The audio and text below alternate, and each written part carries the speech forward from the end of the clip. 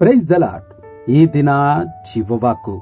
మా ప్రియ పరలోకపు తండ్రి, ఇంతవరకు మమ్మల్ని కాచి కాపాడి సజీవ లెక్కలో నిలబెట్టినందు బట్టి నీకే కృతజ్ఞతాస్తుతులు చెల్లిస్తున్నాం. ప్రతి దినం అయ్యా నీ పరిశుద్ధమైన వాక్యం ద్వారా మాతో మాట్లాడుతూ అనేకమైన సత్యాలను మాకు బోధిస్తున్నారు. మా ఆత్మీయ జీవితాన్ని కట్టుకోవడానికి ప్రభా వాక్యాలు ఎంతగానో సహాయపడుతున్నాయి.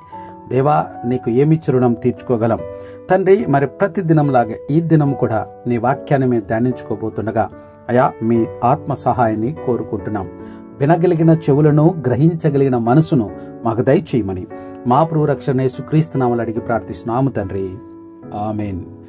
సామెతల గ్రంథదానం 27వ అధ్యాయం 23 నుండి 27 వచనములు. నీ పశువుల స్థితి జాగ్రత్తగా తెలుసుకొనుము, నీ మందల యందు మనసు ఉంచుము. ధనము శాశ్వతం కాదు, కిరీటము తరతరములు ఉండునా?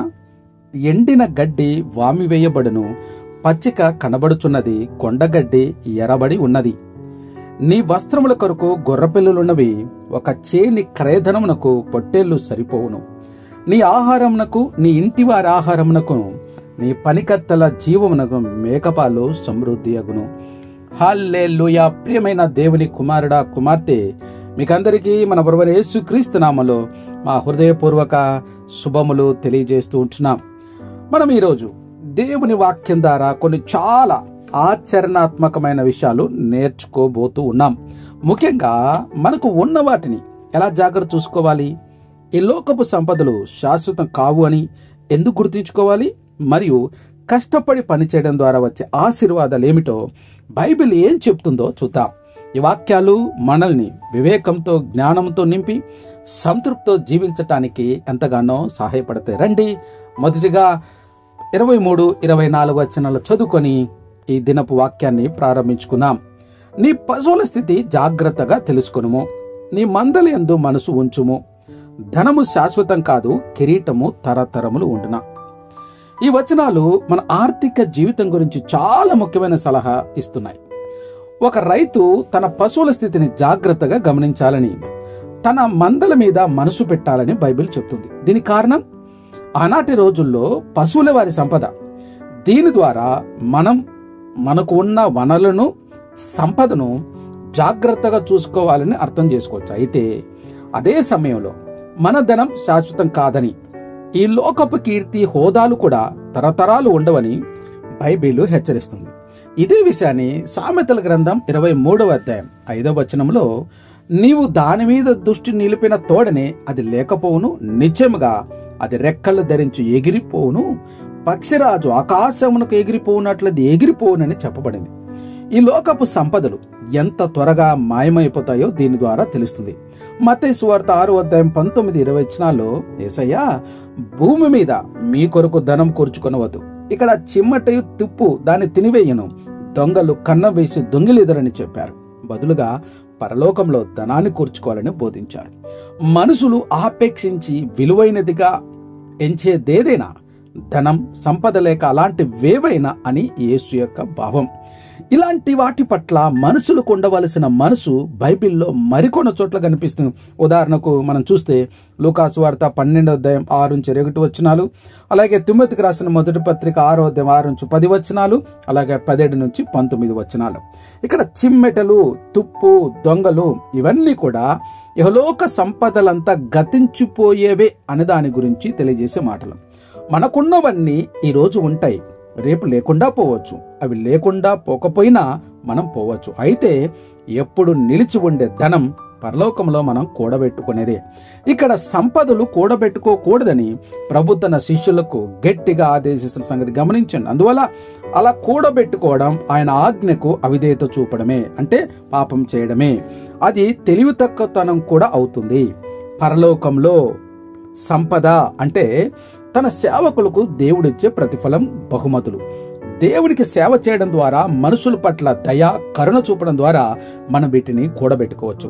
శాశ్వతమైన ఫలితాలనిచ్చే పనులను ఈ భూమిపై మనం చేయగలం. ఈ క్షణికమైన బ్రతుకు కోసం కాక అనంతకాలం కోసం ఇక్కడ జీవించవచ్చు.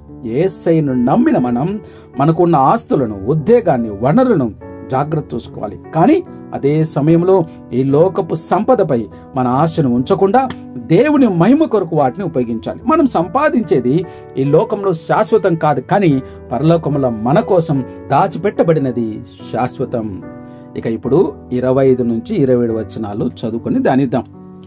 ఈ వచనాలు కష్టపడి పనిచేస్తే వచ్చే ఫలితాన్ని వివరిస్తున్నాయి. చదువుకుందామా? ఎండిన గడ్డి వామి వేయబడును, పచ్చిక కనబడుచున్నది, కొండగడ్డి ఏరబడి ఉన్నది, నీ వస్త్రముల కొరకు గొర్రె పిల్లలున్నవి, ఒక చేని క్రయధనమునకు పొట్టేలు సరిపోవును, నీ ఆహారమునకు, నీ ఇంటివారి ఆహారమునకు, నీ పనికర్తల జీవనకును మేకపాలు సమృద్ధి అగును. ఈ వచనాలు ఒక రైతు తన పశువులను జాగ్రత్తగా చూసుకుంటే అవి అతనికి ఎన్ని రకాలుగా ఉపయోగపడతాయో వివరిస్తున్నాయి. ఎండిన గడ్డి వామి వేయబడింది, పచ్చిక గడ్డి పెరిగింది, పశువులకు ఆహారం ఉంటుంది, వాటి నుండి వచ్చిన గొర్రె పిల్లలు, పొట్టేళ్లు వస్త్రాలకు, ఇతర అవసరాలకు ఉపయోగపడతాయి. మేకపాలు కుటుంబం మొత్తానికి ఆహారంగా ఉంటాయి. ఇదంతా కష్టపడి పని చేయడం ద్వారా వచ్చే ఆశీర్వాదం. ద్వితీయోపదేశకాండం 28:12 వచనంలో, యెహోవా నీ దేశ మీద వర్షము దాని కాలమందు కురిపించుటకు, నీవు చేయి కార్యమంతటిని ఆశీర్వదించుటకును ఆకాశమును తన మంచి ధననిధిని తెరుచును, నువ్వు అనేక జనములకు అప్పిచ్చేదవు కానీ అప్పు చెయ్యవు అంటు. కష్టపడి పనిచేస్తే దేవుడు మనల్ని దీవిస్తాడు. సృష్టికర్త భూమిపై వాన కురిపించడం, పొలాలను ఫలభరితం చేయడం, పంటలు సమృద్ధిగా అనుగ్రహించటం, ఆహా ఎంత అందమైన వర్ణన కదా. ఇలా చేస్తున్నందుకు ఆయన గుర్తించి ఆయన కృతజ్ఞతలు అర్పించేది కొద్దిమందే అయినప్పటికీ ఆయన దీన్ని కొనసాగిస్తూనే ఉన్నాడు. కృతజ్ఞత లేని మనిషి నేలను చేసిందెవరు? ఆలోచించు. దానిలో నీవు నాటి విత్తనాలు చేసిందెవరు? ఆలోచించు. వాటిని పంట పండించి కోతకు తెచ్చేదెవరు?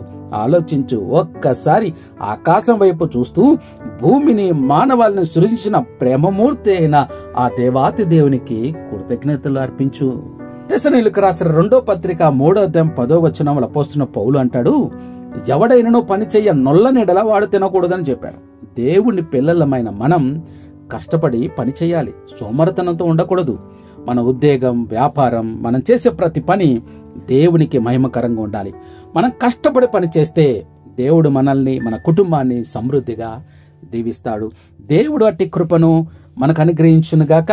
వినారు కదండి, ఈరోజు మనం నేర్చుకునే వాక్యాలు మన జీవితాన్ని వివేకముతో, జ్ఞానంగా, పరిశుద్ధంగా జీవించటానికి ఎంతగానో సహాయపడతాయని నేను నమ్ముచూ ఉంటున్నాను. మనకున్న వనరులను జాగ్రత్తగా చూసుకోవడానికి, కష్టపడి పనిచేసి దేవుని ఆశీర్వాదం పొందటానికి ప్రార్థన చేద్దాం. రండి, నాతో పాటు కలిసి ప్రార్థనలో ఏకీభవించండి. ప్రార్థన చేసుకుందాం. మా ప్రియ పరలోకపు తండ్రి, ఇంతవరకు నీ వాక్యం ద్వారా మీరు మాట్లాడిన ప్రతి మాటను బట్టి అయ్యా నీకే కృతజ్ఞతాస్తుతులు చెల్లిస్తున్నాం. ఎంత అద్భుతమైన మాటలు ప్రభువా.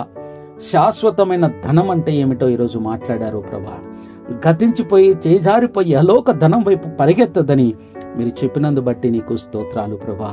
నాయనా, మాకిచ్చిన వనరులను జాగ్రత్తగా కాపాడుకోవాలని కూడా మీరు మమ్మల్ని హెచ్చరిక చేసినందు బట్టి కూడా నీకే కృతజ్ఞతాస్తుతులు చెల్లిస్తున్నాం. కష్టపడి పని చేయమని అయ్యా మాకు బోధించినందు బట్టి నీకు వందనాలు, స్తోత్రములు ప్రభా. నైనా తండ్రి, మాకున్న వాటి విలువను తెలుసుకునేలా మాకు సహాయం చేయండి ప్రభా. వాటిని ఈ లోకంలో జాగ్రత్తగా చూసుకునే కృపను మాకు దయచేయండి. మాకు సోమరితనం లేకుండా కష్టపడి పని చేసే మనసు ఇవ్వండి. మేము చేసే ప్రతి పనిని నువ్వు ఆశీర్వదించి మా కుటుంబాలకు సమృద్ధిని దయచేయమని అడుగుచుంటున్నాం. తండ్రి, కృప చూపించండి, సహాయం చేయండి. సమస్త స్తుతి, మహిమ, ఘనత నీకు మాత్రమే చెల్లిస్తూ ఇనప్పుడు మా ప్రభు రక్షణ యేసుక్రీస్తును అడిగి ప్రార్థిస్తున్నాము తండ్రి. ఆమేన్, ఆమేన్, ఆమేన్.